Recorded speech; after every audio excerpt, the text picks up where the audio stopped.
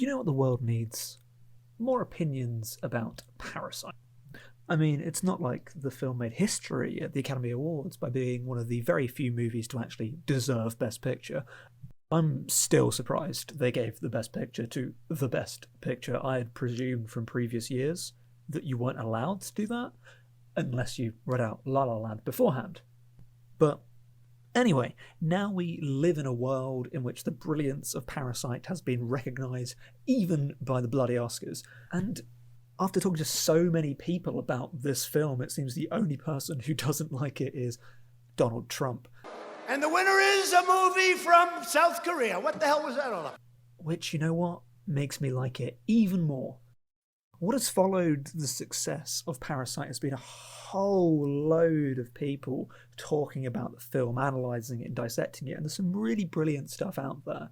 However, I find that a lot of conversations about this movie tend to be quite reductive. They tend to boil down its class politics to basically meaning, yay, poor people, boo, rich people. Which I think is an overly simplistic way to talk about the film. I instead want to focus on elements of the film's class politics that I don't think have been talked about as much, and the ideas it puts forward about class privilege in general. Basically the idea pushed by the film that it's not that the rich are bad and the poor are good, it's that the rich exist in such a position that the poor don't even exist to them, and that the byproduct of this is an endless spiral of pointless aspiration for the lower classes, always looking up to something that is fundamentally outside of their existence. To prove this, let's start with the obvious metaphors and build upon them. I mean, the most obvious class metaphor in Parasite is spatial. The poor family are low down. The rich family are high up.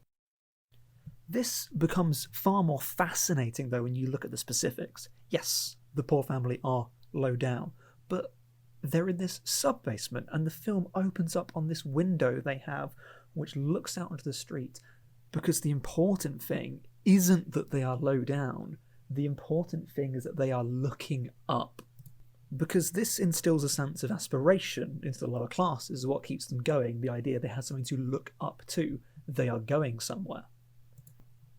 What is fascinating is how it juxtaposes with the other main location, the beautiful modernist mansion, that amazing set that they literally built for this film. When we first see the mansion, we see it from outside, and from outside it looks like nothing, it's just a door. The only thing we do know is that we are much higher up than before, because we can see the elevation of the street. And to get into the house, we go up higher still. Again, ideas of elevation are really important and are fundamental to ideas about class in the film. However, once we actually get into the house, into its grounds, it's completely enclosed. It's like a secret garden. You can't look down at all. In fact, it almost feels like nothing else exists, which creates this wonderful contrast with the poor always looking up to what they could be, whereas the rich live on a plateau in which only the plateau exists.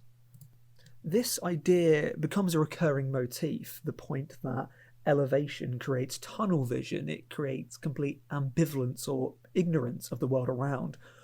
One way in which this is shown is with the hammer throw sequence. If you remember, when the usurping family gets to the house and they finally have it to themselves, the mother spins this hammer throw in the garden and it just flies off, and all you as the audience hear is a car alarm from somewhere. And that's it. That's the scene. There's no exploration of damage, there's no exploration of consequence, because these things don't matter. Because there is no world out there. You can do what you want. Another reason why this scene is so great and why the movie is so fantastic is every little detail is foreshadowed. If you go back to right at the beginning, the very first scene, when we go around the house, what do you see? A silver medal for the hammer throw that belongs to the mother, which is fascinating because it foreshadows this otherwise silly and random moment, but also there is that idea of perennial underachievement. It's silver. What they do is never good enough. They're never going to reach the top. To return to the main point, though, Parasite keeps pushing this interesting correlation between elevation and illusion. The idea that the higher you get, the more illusory your world becomes, the more insular it becomes. And I think the cleverest way this is shown is with a motif of a couch. Now, this sounds really strange, but bear with me. On my third viewing, the couch struck me as the most fascinating detail in the film, which makes me sound ridiculously sad. But it's true. There are 3 sequences involving the couch which have the same thing in common. The first sequence is when the poorer family are finally in the house by themselves, and the mother and the father lay on the sofa with the children around them, and they jointly fantasize about the life they could have. They start to believe it and they start to roleplay it. Once again, they are on this position of elevation in the house, and it provides illusion. Now, I know I sound like I'm clutching at straws here, but this happens twice more in the movie, in the same elongated sequence, actually. Next thing, we have the previous maid arrive and reveal the person in the basement in that fabulous reveal that turns film on its head. And when they come back up, they are in a position of command on the sofa, lording it over the usurping family below. But while they're on the sofa, they engage in this utterly surreal roleplay in which the maid starts to pretend she's a North Korean news anchor, which is one of the funniest parts of the film. But again, it's this repeated pattern that an elevated position creates this sense of authority and instills an idea of illusion. Still not convinced? Well, here's the third one. When the Park family get back after their camping trip is ruined by the rain. In fact, if you want proof that this film is about a lack of class mobility, not just class division, look no further than the fact that when the rain comes for the rich, it cancels their camping trip. For the poor, it destroys their entire home. Now, I'm no expert, but I believe that's what they call trickle-down economics. Anyway, when they do come back from this camping trip, they take to the sofa, and obviously the idea that they're on the sofa and the poorer family are below a table, that by itself is important. But when they're on the sofa, they engage in this role play. Once again, it's this elevated position that creates this illusion, which goes back to my original point that in Parasite, those that are high up lose touch with reality in a way that makes them blind to everything below them. The reason why the divide between the rich and the poor is so hard to overcome is that for the dominant force, it doesn't really exist.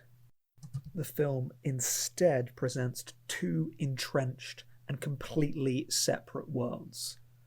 Another way this is shown is through the smell.